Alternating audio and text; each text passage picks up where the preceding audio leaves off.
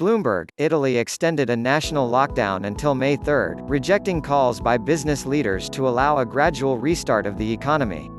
The decision reflects a pattern playing out in many parts of Europe as health officials and politicians warn against letting up too early on restrictions to stem the spread of the coronavirus and avoid a second wave of infections. As deaths surpassed 100,000 worldwide on Friday, the absence of public Easter holiday celebrations in Europe underscored the pandemic's decimating impact on public life and business.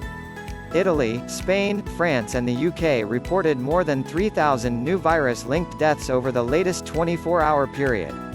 There are clear indications that the restrictive measures are bearing fruit, Italian Prime Minister Giuseppe Conte said at a news conference.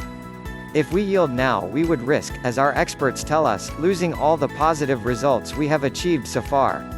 With a ban on non-essential business crippling Europe's weakest major economy, Conte said he was giving a limited range of business and shops a waiver to resume activity. He held out the prospect of a gradual restart of normal life after May 3, though strict health protocols would remain in force. Conte named Vittorio Colao, former chief executive officer of Vodafone Group plc, to head a task force that will help map Italy's exit from the lockdown. The country can't wait for the virus to disappear completely, Conte said. The UK reported its biggest daily increase in deaths since the outbreak began as 980 patients succumbed to the coronavirus in the latest period, increasing the death toll to almost 9,000.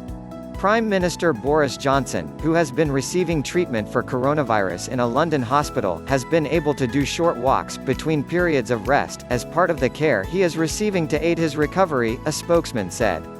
Spain, which has Europe's second highest death toll after Italy, reported the smallest increase in coronavirus fatalities since March 24 on Friday.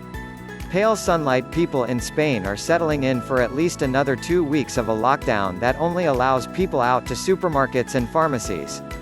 Prime Minister Pedro Sánchez said the state of emergency, prolonged on Thursday, is likely to be extended again beyond April 25. France reported the most new coronavirus deaths among Europe's 4 worst-hit countries. After more than 3 weeks of lockdown, President Emmanuel Macron will address the nation on Monday about extending confinement measures. While the number of patients in intensive care in France fell for the second consecutive day, a senior health official cautioned against reading too much into the data. It's a very slight decrease, Director General for Health Jérôme Solomon said at a briefing. It's a pale ray of sunlight. Italy's restrictions ban movement within the country and confine people to their homes except for work, health or emergency reasons.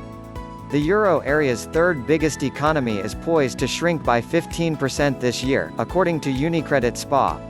Conte made limited concessions on Friday, saying bookshops, stationery stores, sellers of baby clothes and companies linked to forestry could reopen.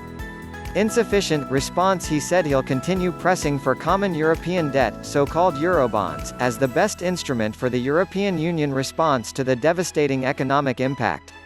Euro area finance ministers on Thursday agreed on a €540 billion $590 billion package of measures, including a temporary fund to spark the recovery.